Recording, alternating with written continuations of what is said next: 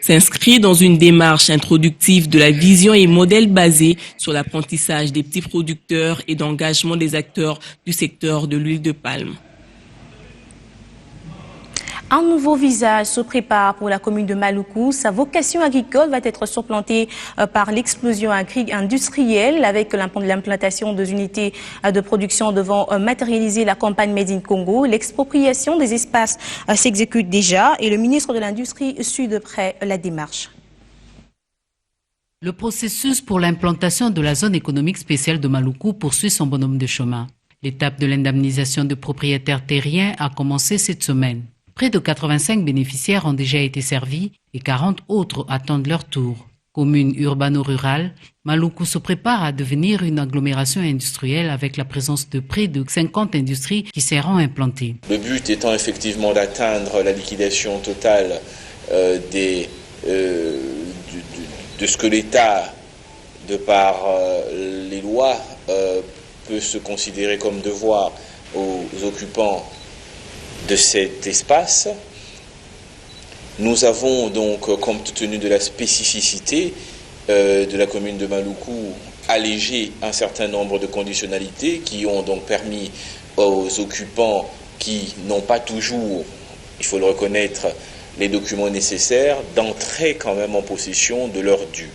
Par cette annonce, Germain Kambinga veut démontrer que ce projet est bel et bien une réalité. Nous pouvons simplement dire que cette zone est prévue pour accueillir une cinquantaine d'industries qui bénéficieront d'un certain nombre d'avantages sur le plan fiscal notamment et d'un accompagnement du gouvernement, d'un espace aménagé avec des infrastructures de qualité, disponibilité de l'eau, de l'énergie, des routes qui devront également accompagner, des voies d'évacuation, mais tout cela dans le respect de l'environnement. La présence à cet échange avec la presse du bourgmestre de la commune de Maluku, tout comme celle des chefs coutumiers, témoigne de l'effectivité de cette indemnisation.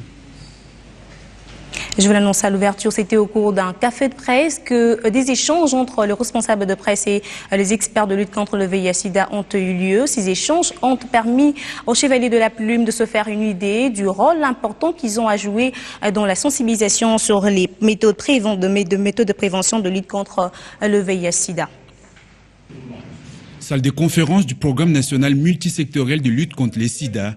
Les chefs des entreprises des médias, les experts de lutte contre les sida et les membres du comité sectoriel culture et médias échangent sur les voies et moyens de mettre en place un programme de mobilisation sociale pour un Congo sans sida. Bon, je crois que ce qui est très important à ce jour, ce n'est pas un chiffre.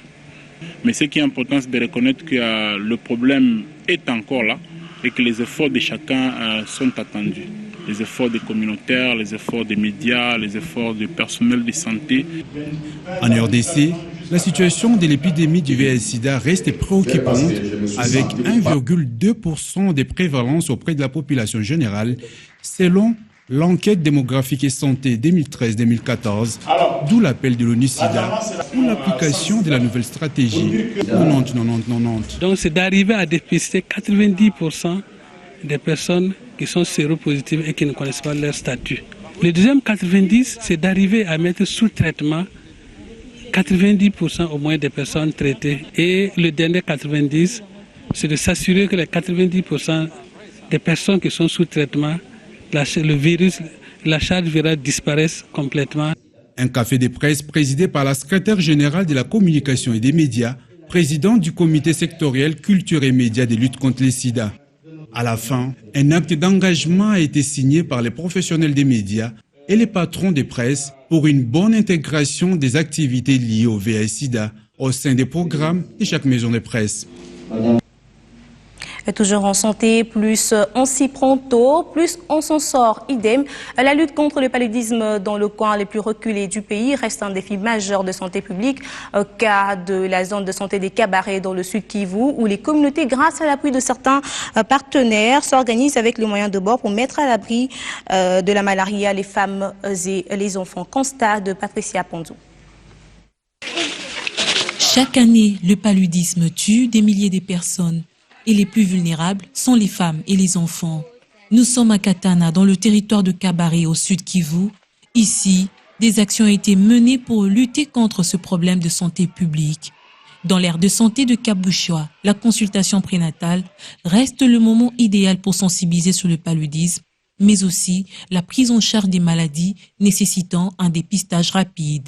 La prise en charge n'a pas été limitée seulement aux cas réussis en curative, mais aussi pour la CPN dans le cadre de traitement préventif intermittent chez la femme enceinte, où il reçoit le même jour sa première dose de SP, donc de sulfadoxine pyrimétamine, et elle reçoit aussi une moustiquaire qu'elle doit aller utiliser chez elle. Elle reçoit aussi des enseignements à ce sujet pour l'installation, l'hygiène et l'utilisation complète de cette moustiquaire.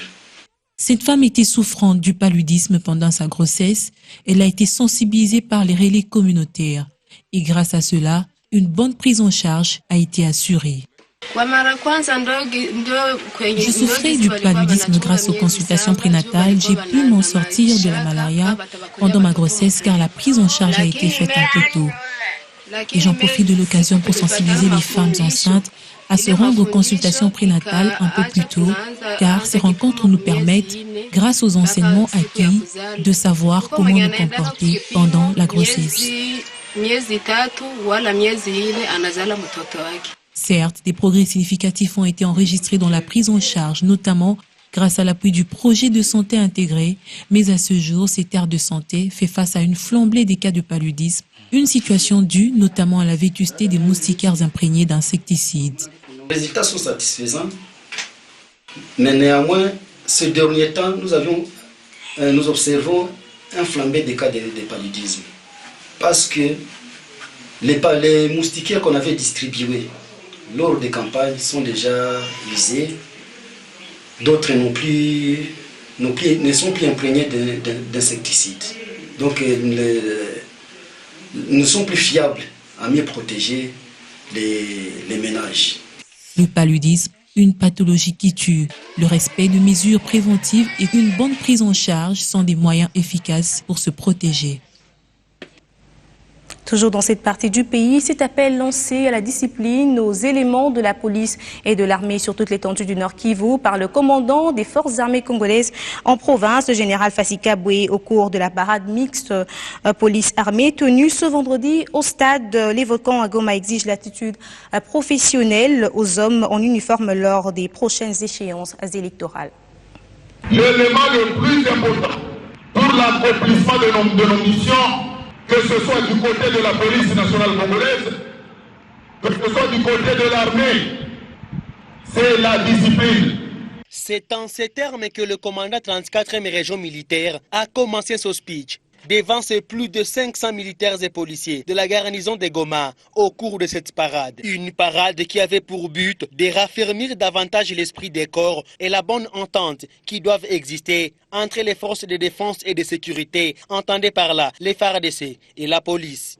Le général Fassika Boué, parlant de l'insécurité, spécialement des cas de kidnapping, devenus monnaie courante partout au Nord Kivu, a affirmé que d'ici peu, ce phénomène disparaîtra dans le vocabulaire des populations au Nord Kivu. En cette période de fin d'année, l'armée et la police ont des grands défis à relever, a martelé le patron de l'armée au Nord Kivu, tout en appelant les militaires et policiers à un comportement professionnel lors des prochaines élections. Nous avons évalué les défis qui nous restent à accomplir, à savoir sécuriser les personnes et leurs biens, défendre l'intégrité de notre territoire national dans cette période de fin de l'année. C'est dans la période des festivités qu'il y a toujours des attaques surprises. Nous voulons ne pas être surpris. Et aussi, nous avons envisagé comment sécuriser les élections qui sont à venir.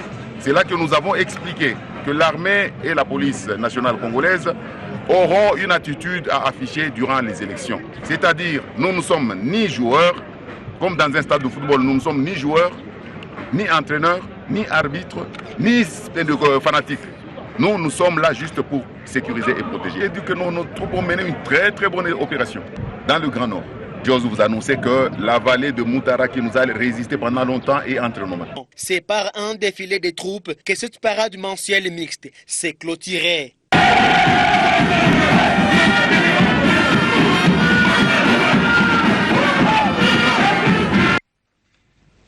Je vous l'annonce à l'ouverture, professeur et grand orateur Philippe Bioya n'est plus. L'homme des sciences est décédé cet avant-midi à Kinshasa. Philosophe, le grand professeur Bioya était un habitué des médias où il était très consulté pour ses analyses très percutantes.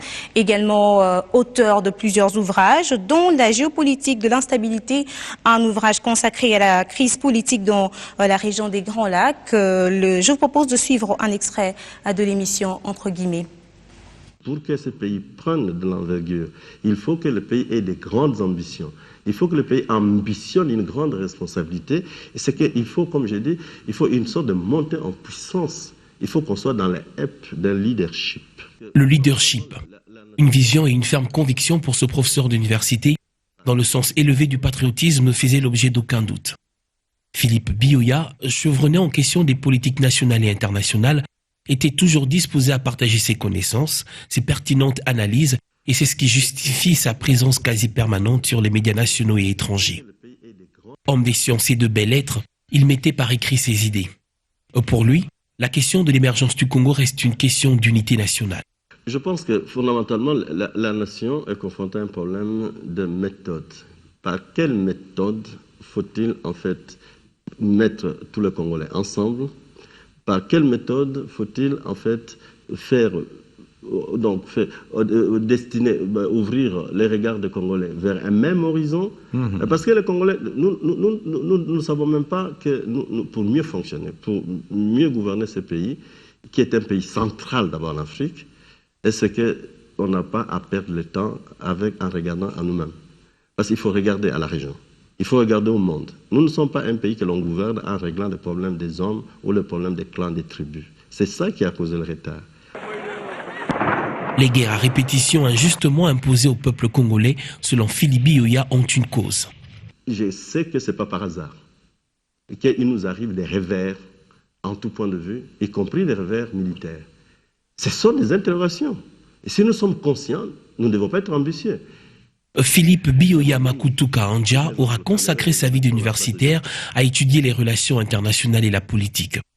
Fort de son sourire légendaire, il aura transmis à des milliers d'étudiants son savoir et son appréciation de l'histoire politique moderne.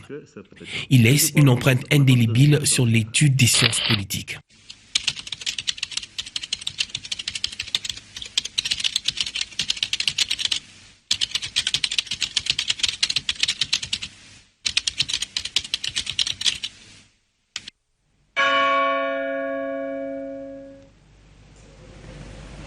Que son âme repose en paix. Une médaille d'or pour le pays, ça se fête. Et en marge de la clôture du tournoi de Poto-Poto, la Banque commerciale du Congo a organisé au cercle de Kinshasa un cocktail en l'honneur de ce tennisman talentueux, Denis Ndondo Aboma, qui a su remporter une médaille d'or lors des derniers Jeux africains de Brazzaville.